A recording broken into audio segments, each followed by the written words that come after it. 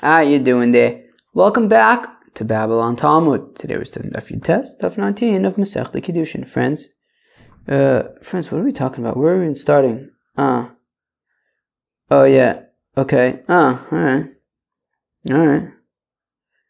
Oh yeah, okay. Alright.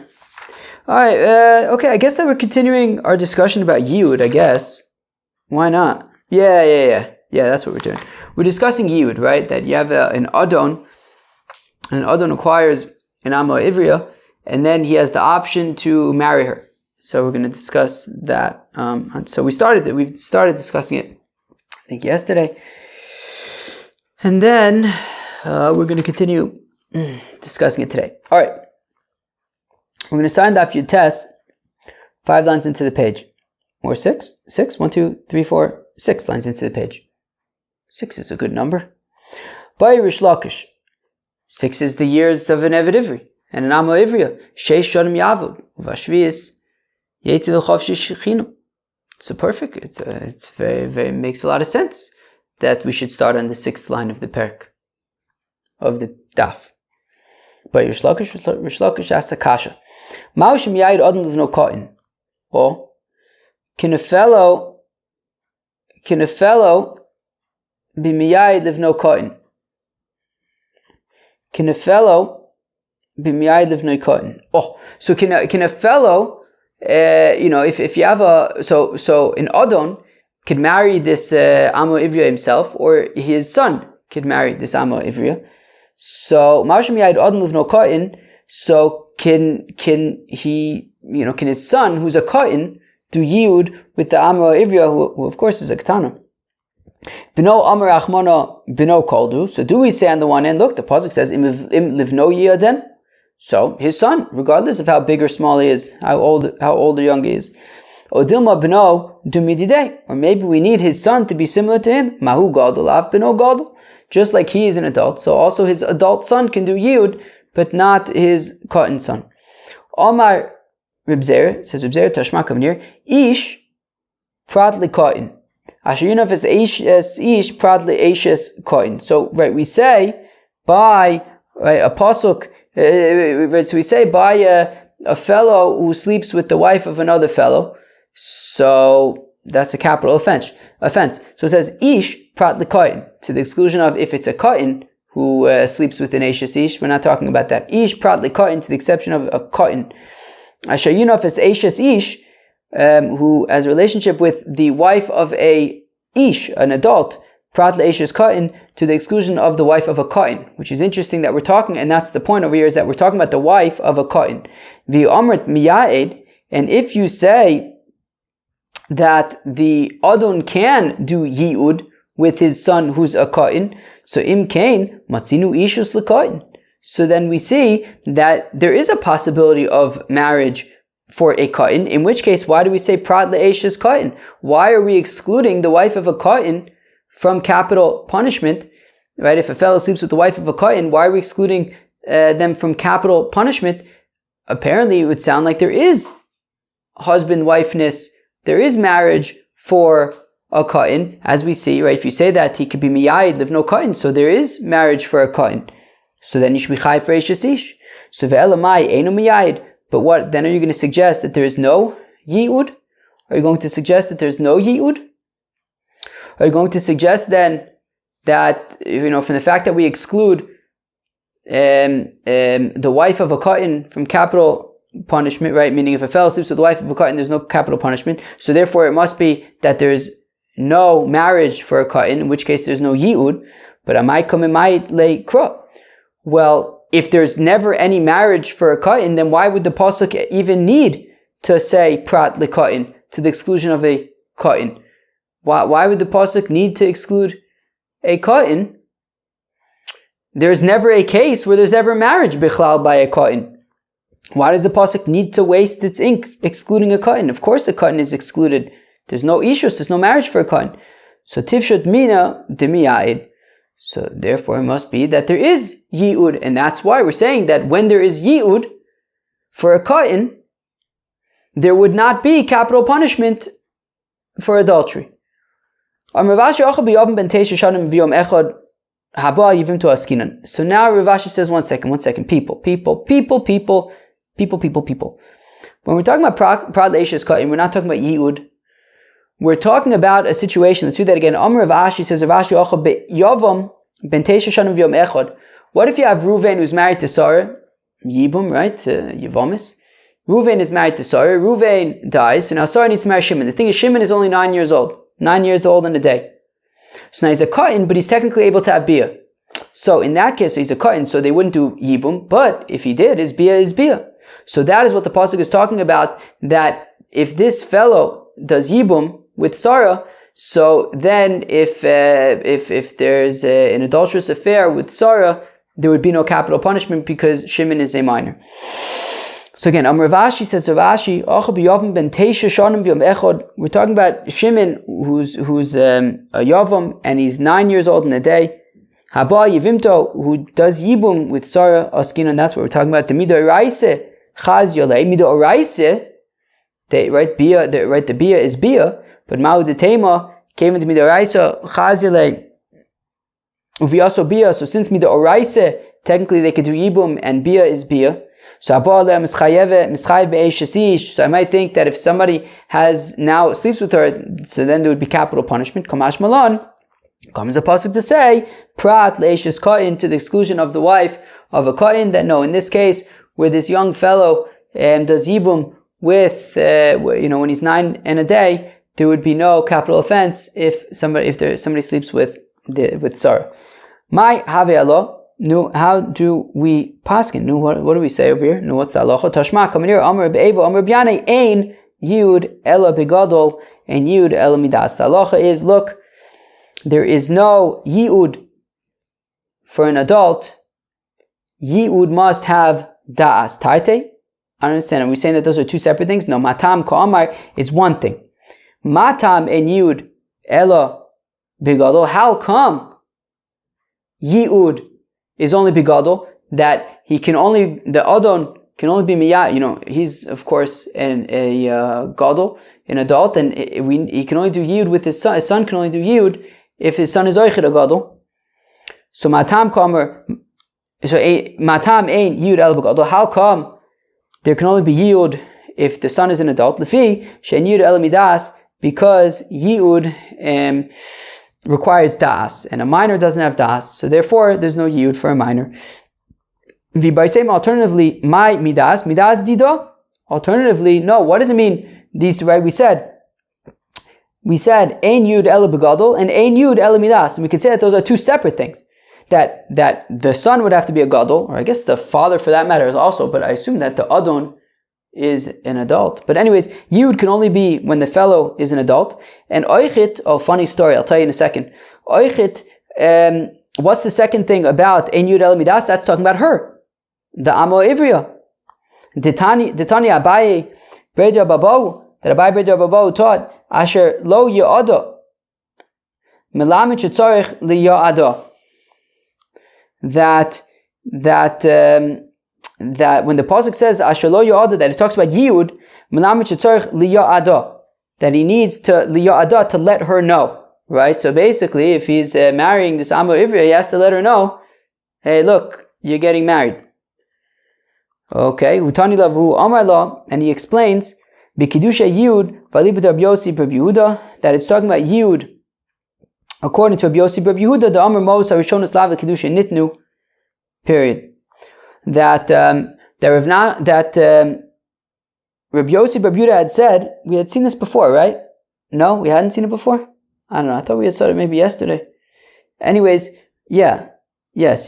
That the money that is given to the father, right, when the Adon purchases the Amo Ivriya, that money is not Kesef Kiddushin. It's money for the sale of his daughter. The Kiddushin, right, meaning and in exchange for the money, he gets the value of 6 years of service. And the Kiddushin would be that if he converts that value to Kiddushin, but at that point is the Kiddushin. And therefore, he needs to let her know, like, hey, we're doing Kiddushin now, because she's not yet Mikudeshes before then. So if Nachum Bar Yitzchak Amar says, Nachum Bar Yitzchak Afilu Tema the Kiddushin Nitnu, you can even say that actually the money was given to the father for the Kiddushin. So then why does he have to let her know? She's already Kilu engaged from beforehand. So Shiny, I think that's what it means, that she's well, definitely, if the deal was done with the father, why does he have to let her know anything? But I think we're going to see later on, we're going to see the Afghan New Testament base, the Afghan Nomen base, we're going to see a machlokes about what if she accepts kesef kiddushin from somebody else when she's already an Amma. But anyways, we'll get there. But anyways, Shani Achad Amar Rachmana Yada, in any event, he would have to, explain to her that there's Yud, that they're getting married now, because the pasuk says Yada, that he has to let her know. Okay. And yeah, apparently Yi'ada is basically Yida'a. He has to let her know. Okay. Now, my Rabbi Yossi. Oh wait, I told you I would tell you a funny story. So remember Masechta Gittin? One time I said, maybe I said it more than one time. Maybe I said it 100 times. I don't know. But in Masechta Gittin, I couldn't say fellow and fella so much, because I'd say fellow and his wife, right? If a fellow divorces his wife. But I said in Kiddushin, because they're not yet married, I'm going to be talking about fellow and fella all the time. And if somebody comes in from Masechta Kiddushin, they're going to have no clue what I'm talking about, because they don't know our jargon yet. I was speaking to somebody today who was telling me, I listened to Daf Beis of Masechta Kiddushin. Tell me, what's with fellow and fellow? I said, ha,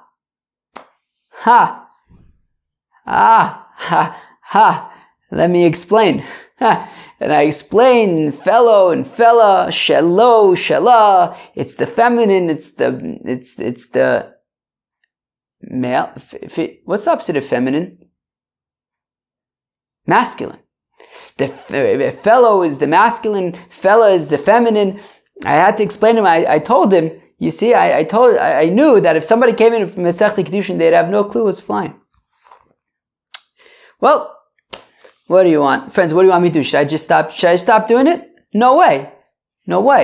You like feeling like part of a special code, right? You like the Babylon Talmud special codes? Let's go weiter. My Rabbi Yossi Bar Yehuda. Now tell me about this opinion of Rabbi Yossi Bar Yehuda. We've been talking about Rabbi Yossi Bar Yehuda that the Kiddushin is only basof, right? That, what does it say? The Ramos Harishon Slav the Kiddushin Nitnu. We saw Rav Nachman Bar Yitzchak, who says no, that Teitaka are the Kiddushin Nitnu. So what is this?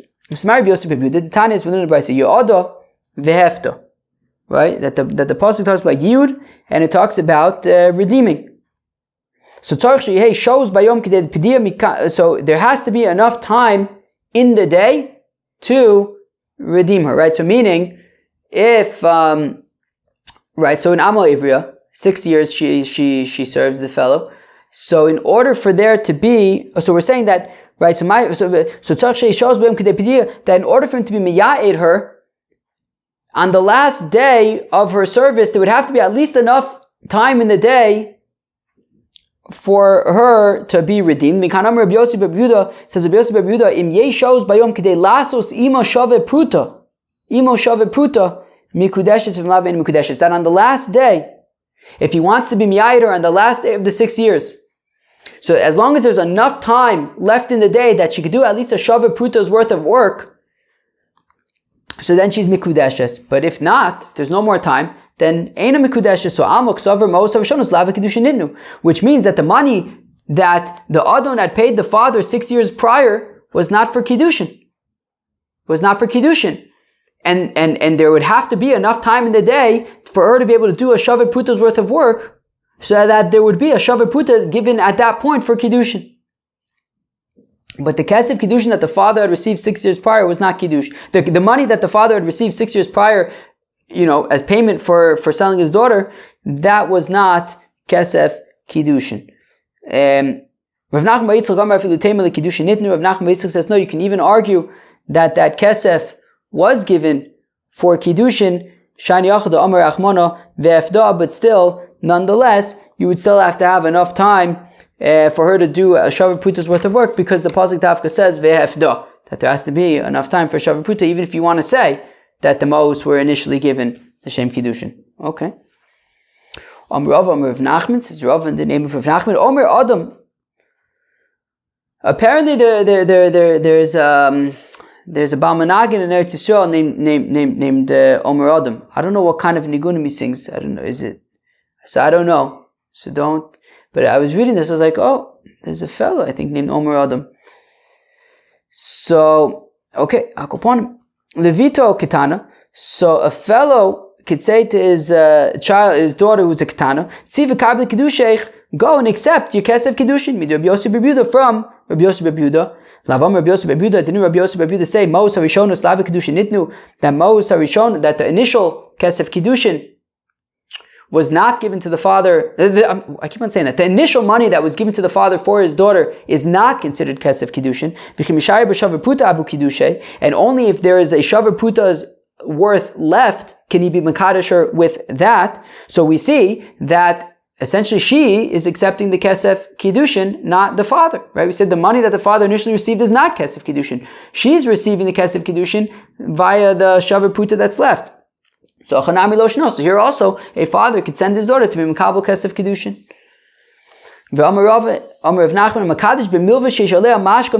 Interesting. Okay. Meaning we had said that if a fellow lends $1,000 to a fellow, and then he says to her, look, hold on to the money, that'll be your Kesef Kiddushin. But we're saying here though, but if she gave him a collateral, then Mikudeshes, then it works. From Rabbi Yosef bar Yehuda, Lavam Rabbi Yosef bar Yehuda, didn't Rabbi Yosef bar Yehuda say Mos Harishonis Lav Kiddushin? They knew that the money initially given to the father was not for Kesef Kiddushin.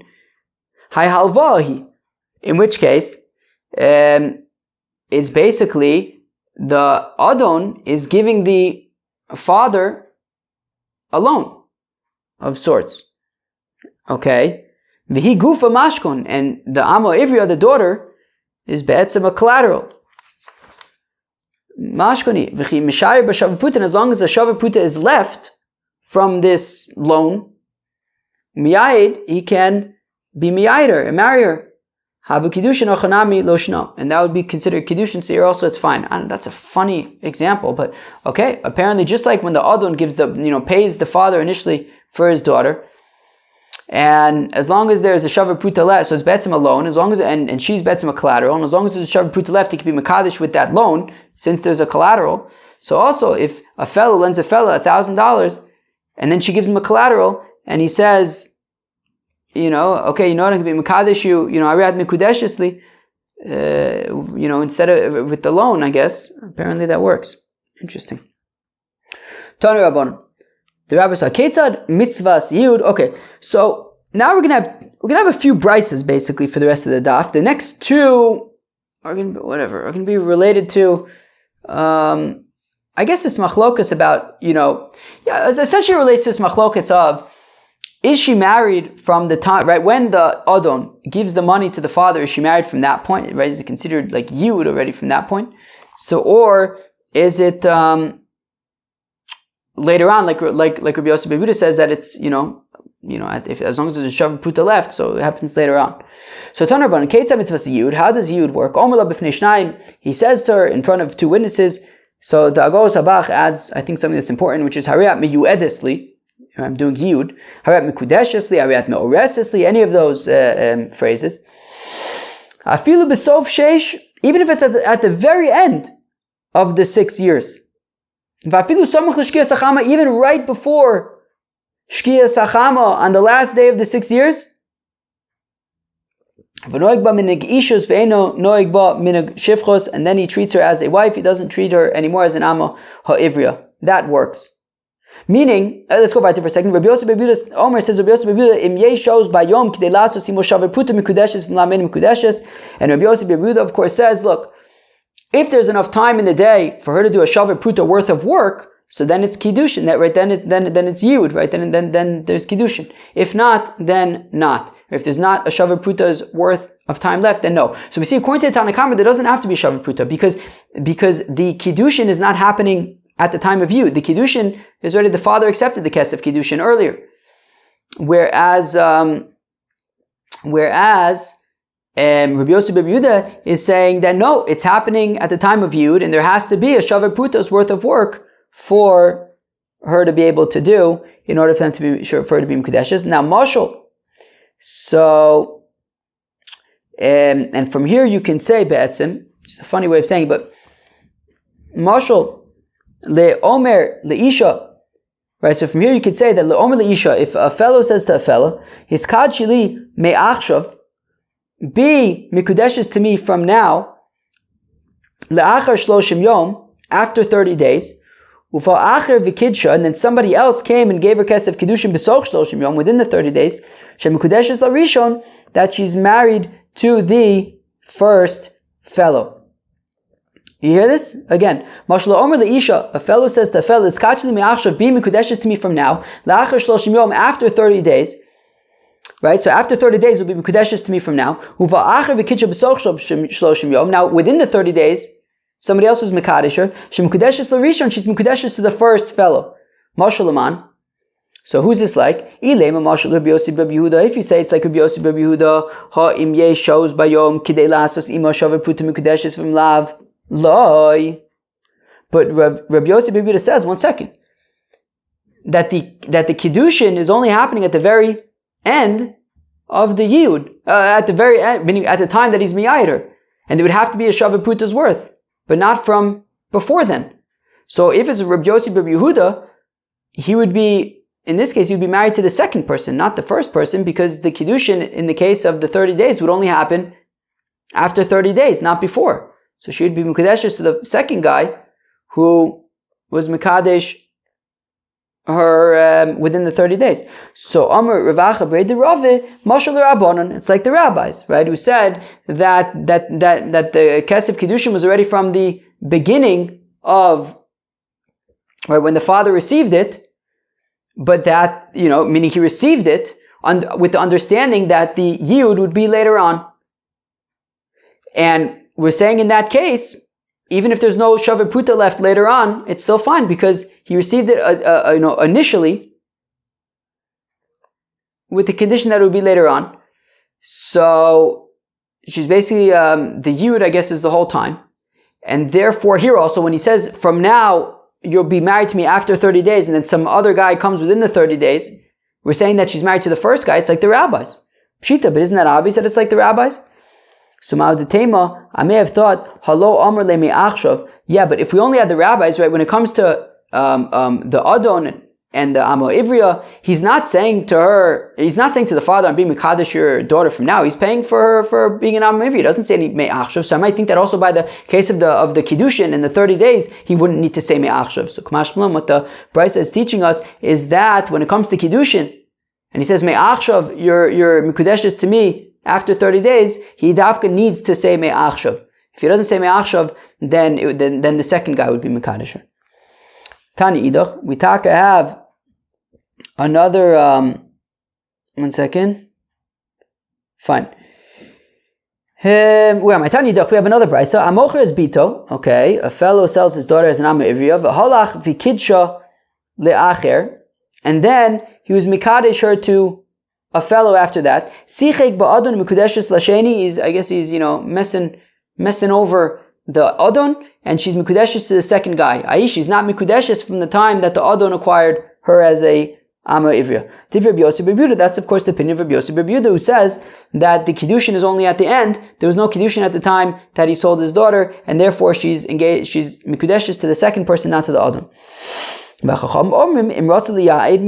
the Chacham say no, he still has the right to do Yi'ud, because the money that was given to the father was Kesef Kiddushin, and when he wants to do Yi'ud, he can do Yi'ud, and the second guy who gave the Kesef Kiddushin is irrelevant.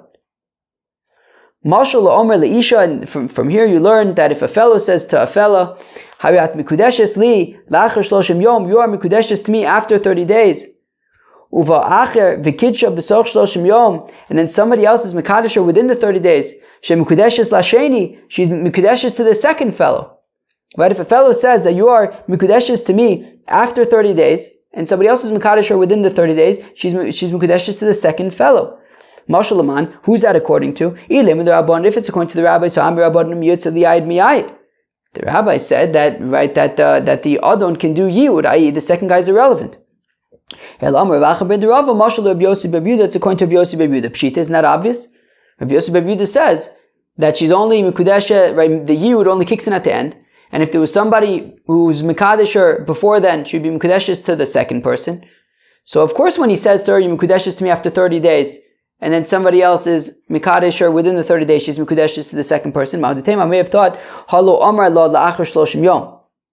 Yeah, but the thing is, when it comes to Yi'ud, he doesn't say, I'm going to be miyayid your daughter on a specific date, after 30 days, whatever. He says at some point in the future. So I might think that also by the Kiddushin, if he says that you'll be Mekudeshes to me at some point in the future, right? So I'm sorry. I might think. Wait, what? Give me 1 second. I'm sorry, yeah, this one's a little more confusing. No, when it comes to the Yud, the Adon doesn't say, I'm giving you the money now in order that she'll be Mekudeshes to me at a specific point.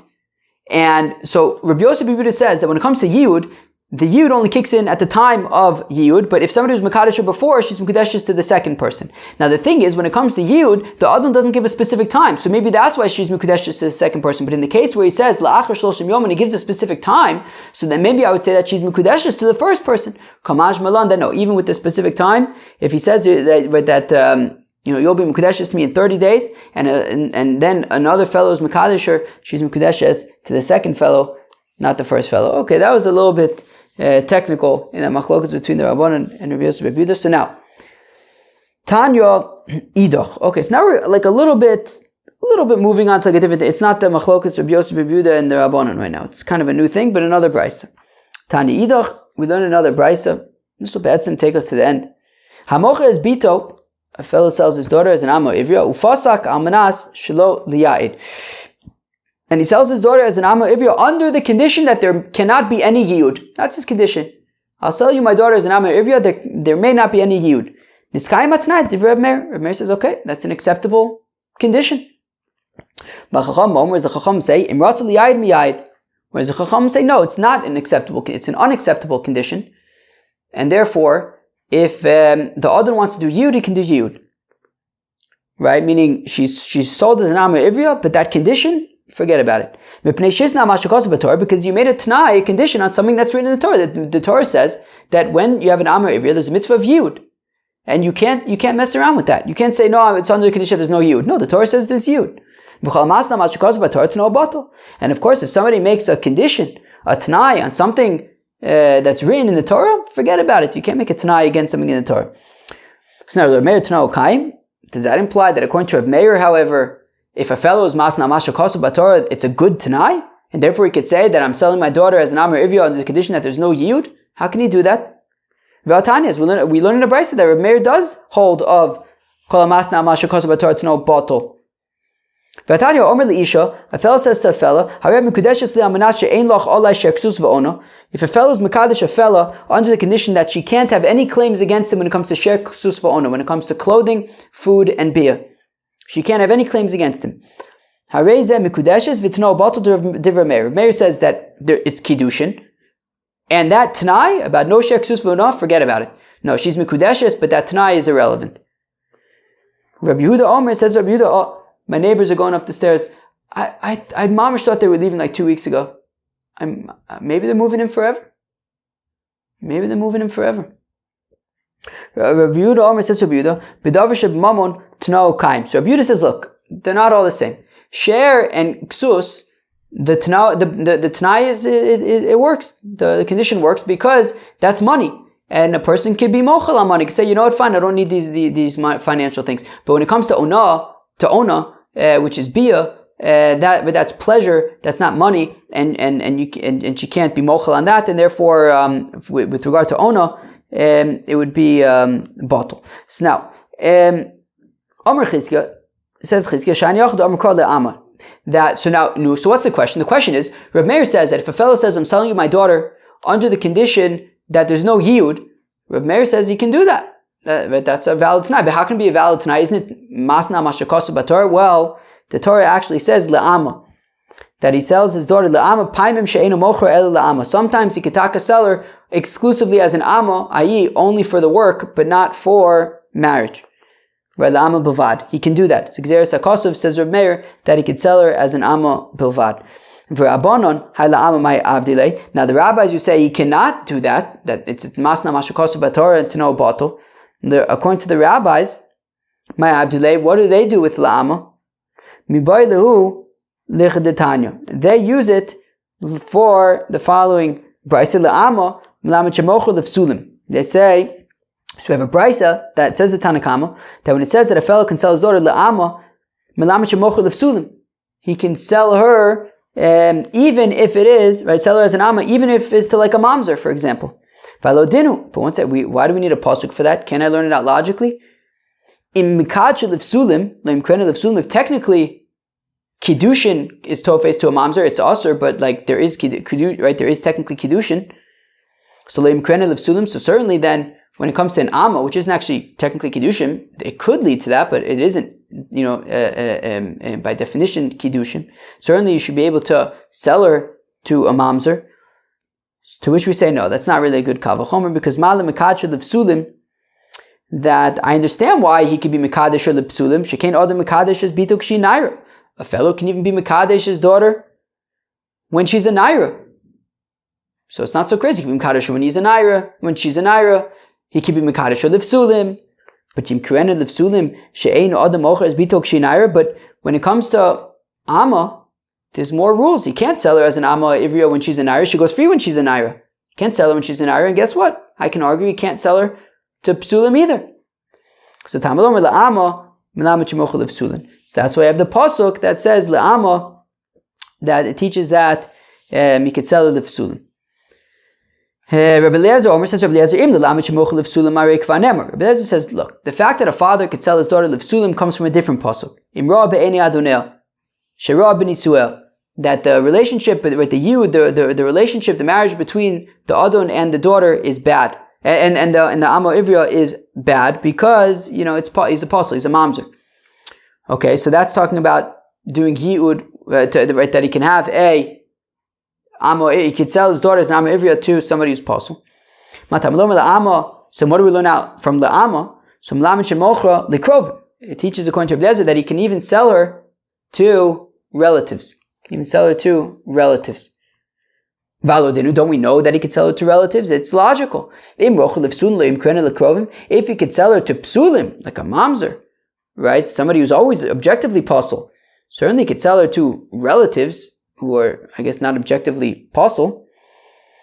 So ma lemocher lefsulin. Yeah, but the difference is if he sells her to psulim, shemrotz liyayid miyayid. Look, technically speaking, he could be miyayid to psulim. Right? It's not allowed, right? A mamzer with the Bas Yisrael, but it would be Kiddushin. Yim kurena l'krovim shemratzu liya'ed eno miya'ed, where you can't necessarily sell her to, I wouldn't necessarily say it's logical to say that he could sell her to relatives where yi'ud would be impossible if it's arayis. So Amakar la'ama, that's why we need the pasuk to say la'ama, that even melamed shemocher l'krovim, according to Rabbi Eliezer, he says that La'ama teaches that a fellow can sell his daughter to relatives even though there's no possibility of yi'ud, but still he could sell his daughter as an amma ivria to relatives. So the Rabbanon who say that if a fellow, so we had seen a machlok between Reb Meir and the Rabbanon. Reb Meir had said if a fellow sells his daughter as an amma ivria and says that there's no possibility of yi'ud, Reb Meir says okay, that's fine, it's beseder, because after all the pasuk says la'ama, and teaches that he could sell her even without the possibility of yi'ud. The rabbis say no, it will be masna v'ashakos b'torah. So what do they do with la'ama? Well, they learn it out. The chachamim learn out from la'ama to say that it could be lipsulim. Rabbi Eliezer learns it out to say that he could sell his daughter to krovim. For Meir lipsulin, so Rabbi Meir says that in terms of how do we know that he can sell his daughter lipsulim, nafkale me'echad and nafkale Rabbi Eliezer. He learns it out where Rabbi Eliezer learns it out from imra be'eni adonel. Bekrovim, how do we know that a fellow could sell his daughter to relatives? He holds like the rabbis, the Amrei ain't mocher lekrovim. He holds like the rabbis, who say you actually can't sell your daughter to relatives. Okay, fine. Tani chada mocher le'aviv ve'ein mocher levno. So we have one brayso that says that a fellow can sell his daughter to his father, but he can't sell his daughter to his son. V'tani idach, we have another brayso that says ein mocher lo la'aviv v'lo livno. We have another brayso that says he cannot sell his daughter either to his father or to his son. So bishlama ein mochra lo la'aviv v'lo livno k'rabbanan. So I understand the second brayso, which says that a fellow cannot sell his daughter either to his father nor to his son. It's like the rabbis, you say that you're not allowed to sell your daughter to your relatives. So ela mochra la'aviv ve'en mochra livno kiman. But I don't understand the first brayso, which says that you're allowed to sell your daughter to your father but not to your son. Lo k'rabbanan. It's not like the rabbis, because the rabbis say you're not allowed to sell your daughter to your relatives, so then you shouldn't be able to sell to your father either. V'lo Rabbi Eliezer, it's not like, no, wait, what? Wait, what? According to the rabbis, you're not allowed to sell your daughter to your relatives. So in the first brace, it says you're allowed to sell your daughter to your father, but not to your son. So if it's the rabbis, why would you be allowed to sell your daughter to your father? And Vilok Rabbi Eliezer, and it's not like the rabbi, like Rabbi Eliezer, because Rabbi Eliezer says you'd be allowed to sell your daughter to your relatives. So why is it saying you can't sell it to your son? So and so the Gemara says, look, really, it's talking, really, that first brisa is like the rabbis. Now, the rabbis had said that you're not allowed to sell your daughter to your relatives as an Amma Ivri. The thing is, when it comes to the father, you technically actually can do yiyud, not with the father, right? So, look, when it comes to the father, if a fellow sells his if a fellow sells his daughter as an Amma Ivri to his father, i.e. the daughter's grandfather, so obviously the grandfather would be unable to do yiyud with his granddaughter. But if the grandfather had another son, so that son would be the daughter's uncle, and there could be yiyud with the daughter's, right, with her uncle. So therefore, that is why a fellow can sell his daughter as Nama Ivya to his father, but he can't sell his daughter as Nama Ivya to his son, because that's just impossible. Because either it would be his sister, or if his son has a son, but then the son would be marrying his father's sister, which is also not allowed. So therefore, you could say that it's the rabbis who say you're not allowed to sell your daughter as an amivya to your relatives. The thing is, so that's why you can't sell it to her to your son, but you can sell it to your father, because technically if your father has another son, that would be your uncle, and you could technically do yiyud. Friends, that was a few tests of Masechta Kiddushin. Okay, a few tests of Aleph. We talked about, can you do yiyud with your son who is a katan? In the end, we said that no, you can only do yiyud with a gadol. And then that's right. We discussed the machlokes between the Rabban and Rabbi Yossi, Rabbi Yehuda, about is the Kiddushin, right? Is the money that he gives the father a kesef Kiddushin, or is it not kesef Kiddushin? And the Kiddushin happens at the time of yiyud, and therefore there would have to be at least a shava pruta left at the time of yiyud. Then we talked about, can a fellow sell his daughter to somebody and make a condition that yiyud is out of the question? Rav Meir says yes. The Rabbanan say no. We talked about, can you sell your daughter to people, right, to psulim? Seems to be yes. Can you sell your daughter to krovim? It's machlokes in the Rabbanan and Rabbi Eliezer. Rabbi Eliezer says yes. The Rabbanan say no, because there's no actual possibility of yiyud. Okay, friends, that's the Yud Testament, Masechta Kiddushin. Hope you enjoy. Peace out.